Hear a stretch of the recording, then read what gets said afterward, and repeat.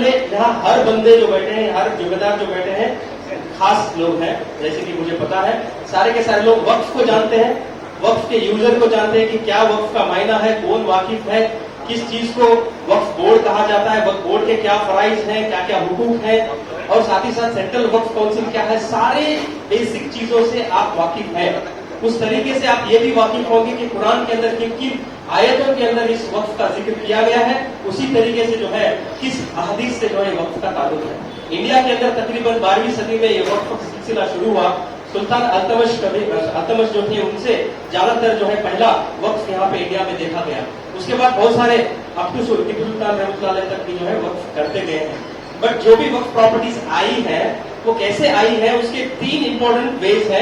एक तो डीड के जरिए से, वक्फनामा के जरिए से कोई भी वाकिफ अपनी प्रॉपर्टी क्या करता है, वक्फ कर देता है। दूसरा जो है अपने जुबान से वो बोल देता है कि फला प्रॉपर्टी को मुझे वक्फ कर देना है, तो ओरल वक्फ भी हो सकता है। तीसरा जो वक्फ का यूजर है, कोई प्रॉपर्टी को मुसलमानों ने बहुत समय तक, टाइम इमोवरेबल हद तक इस्तेमाल करना शुरू किया कि रिलीजियस या फिर चैरिटेबल काम के लिए, तो वो प्रॉपर्टी वक्फ हो गई।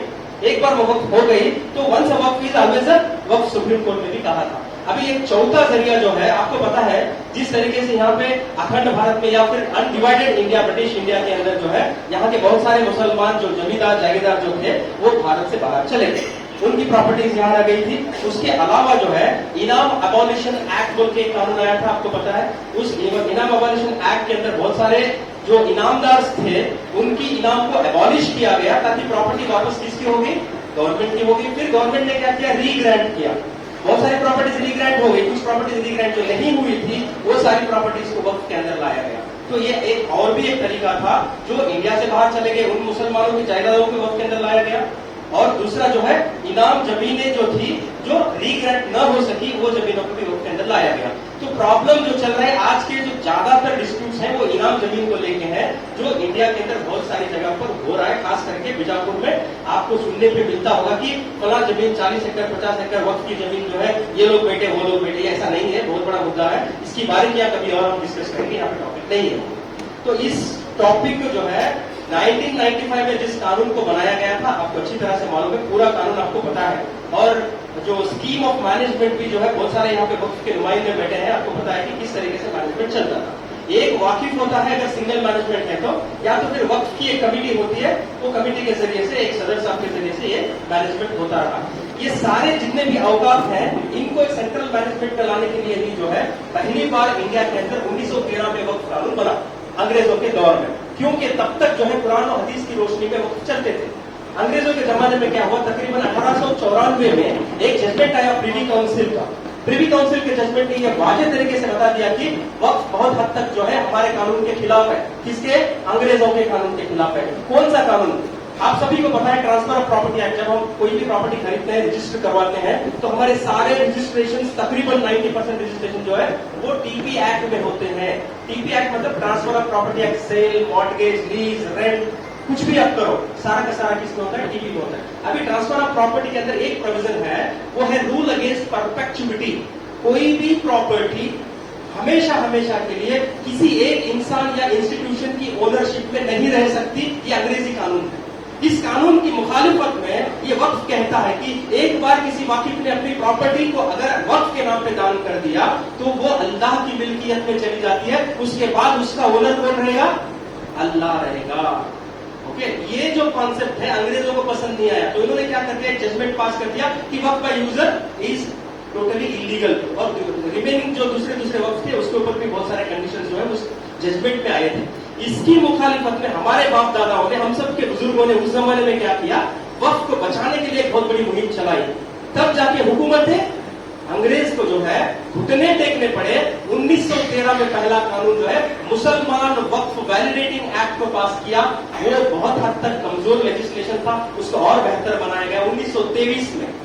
उसके बाद जो है आजाद भारत के अंदर पहली बार 1954 के अंदर एक कानून बना, आप सभी को पता है।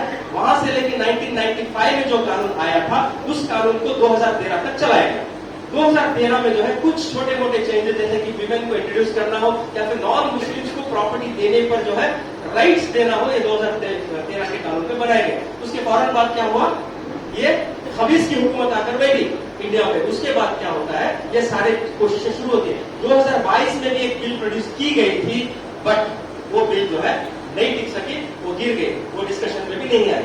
उसके बाद 2024 में ये प्रेजेंट जो कानून बनाया गया, इस बिल को प्रोड्यूस किया।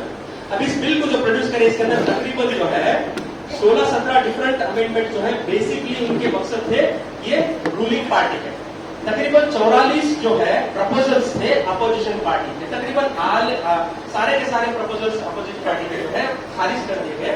रूलिंग पार्टी के अपोजिशन जो प्रपोजल्स थे अमेंडमेंट के, वो एक्सेप्ट किए गए।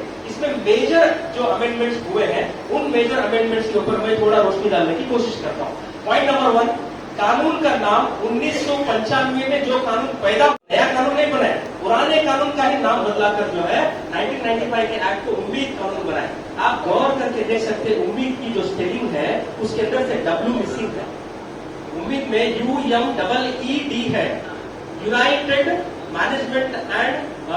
Management efficient empowerment and development act बोल के बोल रहे हैं, इसमें W मिसिंग है। तो इसका मतलब क्या है, ये एक उम्मीद है उन लोगों के लिए जो W को निगलना चाहते हैं, वक्फ को निगलना चाहते हैं। तो ये सीधे सीधे तरीके से हमको मैसेज दे रहे हैं कि उसके नाम में ही बताया जा रहा है कि उन लोगों के लिए उम्मीद है जो वक्फ के खिलाफ काम करते हैं। अब रही बात दूसरा इंपॉर्टेंट अमेंडमेंट जो है, ये डेफिनेशन के अंदर आया है। डेफिनेशन में 2 इंपॉर्टेंट चीजों को हमें देखने मिला। पहले तो वक्फ ये था कि कोई भी इंसान वक्फ कर दिया तो वक्फ हो जाता था। अभी इसके अंदर कंट्रोल में ये लाया है, जो विदाउट किसी वाकिफ जो वक्फ होता था, वक्फ का यूजर, उसको इसमें से खारिज कर दिया गया। दूसरा एक नया डेफिनेशन इंट्रोड्यूस किया DC का। डिस्ट्रिक्ट कलेक्टर या फिर डिप्टी कलेक्टर को यहाँ पर एक बेहतरीन इंस्टीट्यूशन बनाकर उतारा गया। जिस तरीके से मौलाना मॉर्निंग सेशन में बता रहे थे कि DC का पावर जो है बहुत हद तक उसको ज्यादा बनाकर पेश करने की वजह से एडजुडिकेशन पावर, एडमिनिस्ट्रेटिव पावर और क्वाजी जुडिशियल पावर की जो है उसको यहाँ पर दे दिए गए हैं। DC को हम लोग डिटेल में कभी और डिस्कस कर सकते हैं। इंपॉर्टेंट जो चीज है उसके अलावा, अभी ये जो वक्फ है, वक्फ कितने टाइप के हैं। एक तो वक्फ है जनरल वक्फ, ये पब्लिक वक्फ होता है। दूसरा वक्फुल अलल औलाद होता है। वक्फुल अलल औलाद पहले से भी चलते आया है। मेजर कंट्रोवर्सी हमेशा से वक्फुल अलल औलाद को लेके रही है। अभी भी प्रेजेंट गवर्नमेंट भी जो कंट्रोवर्सी उठा रही है वो इसी पॉइंट को लेके उठा रही है कि आप वक्फुल अलल औलाद कीजिए, हमें उससे कोई दिक्कत नहीं है, लेकिन आप जो है इस्लामिक शरिया के तहत जो डिस्ट्रीब्यूशन ऑफ प्रॉपर्टी होती थी after the death of owner के मरने के बाद जो सक्सेशन होता था, उसमें से जिस तरीके से अलॉटमेंट ऑफ प्रॉपर्टी होती थी उसको मेंटेन करो बोलते हैं। इसका मतलब क्या, जब वाकिफ प्रॉपर्टी को वक्फ करता है वक्फुल अलल औलाद के जरिए से, जब वो गुजर जाता है तो वो अपनी फैमिली के अंदर से मेल सीनियर मेंबर को जो है मुतवल्ली करके नाफिज करता है, यानी कि अपॉइंट करता है। अब वो मुतवल्ली का काम क्या था, उस प्रॉपर्टी को मैनेज करना, उसके मकासद को पूरा करना जिस मकसद से वक्फ बनाया गया। एक वक्फ का मकसद होता था कि किसी भी एक वक्फ की पर्पस को पूरा करना, यानी कि समझो मस्जिद के अखराजात को देखना, दरगाह के अखराजात को देखना, या फिर मदरसे का डोनेशन करना, ये एक पोर्शन होता था। सम परसेंटेज 20, 50, 60 जो भी परसेंटेज वो उसमें मुकर्रर कर सकते थे। रिमेनिंग जो भी इनकम बचती थी, उस इनकम को जो है उस जो वाकिफ रहते हैं उनकी फैमिली मेंबर्स के अंदर डिस्ट्रीब्यूट होता था। तो यहाँ पर ये लोग कंडीशन क्या कर रहे हैं, पहले भी वैसे ही होता था, आज भी ऐसे होगा, मगर ये लोग कंडीशन देते हैं औरतों के हुकूक को भी मद्देनजर रखो। तो यहाँ पे प्रॉब्लम होगी, नए एप्लीकेशन फाइल होंगे, वक्फुल अलल औलाद के खिलाफ केसेस फाइल होंगे। वो केसेस फाइल होने के लिए दरवाजा ओपन करके इन्होंने रख दिया। This is what is a very major and very dangerous amendment we can say. Apart from that, क्यों वक्फ करते हैं, आपको पता है कि वक्फ करने का मकसद जो है 2 है, एक नहीं है। एक तो रिलीजियस मकसद है, दूसरा उसका चैरिटेबल मकसद भी है। गरीबों को, मुफलिसों को, जरूरतमंदों को उनके हुकूक मिले, ताकि समाज के अंदर जो है एकसानियत या फिर इक्वालिटी बनी रहे। दूसरे प्रॉपर्टीज का जो है इनकम जो आता है, उस इनकम को रिलीजियस के साथ साथ गरीबों की जो है अपलिफ्टमेंट के लिए भी इस्तेमाल करना एक बेसिक मकसद वक्फ का होता है। अभी जो है वक्फ प्रेजेंट जिस तरीके से अमेंडमेंट किया गया है, उस अमेंडमेंट के अंदर क्रिएशन ऑफ वक्फ को लेके वक्फ पर यूजर को हटा दिया है, अलल औलाद को कंडीशनल कर दिया है।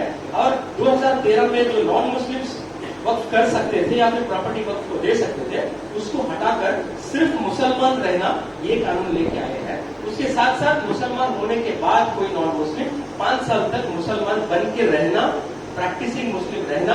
जैसे कि उस्ताद बता रहे थे कि प्रैक्टिसिंग मुस्लिम को कैसे फाइंड आउट करेंगे, वो एक थर्मामीटर लाएंगे, आपके मुंह में रखेंगे और फाइंड आउट करेंगे। बहुत बारीकी से जो है एक छोटे अल्फाजों में उन्होंने इतनी बड़ी बात बता दी कि आपको मैं कुछ चीजों को याद दिलाते हुए आगे चलता हूं। आपको पता है एक एंटी कन्वर्शन बोल के एक्ट आया था, उस एक्ट के खिलाफ भी हम लोगों ने बहुत सारे प्रोटेस्ट किए, बहुत सारे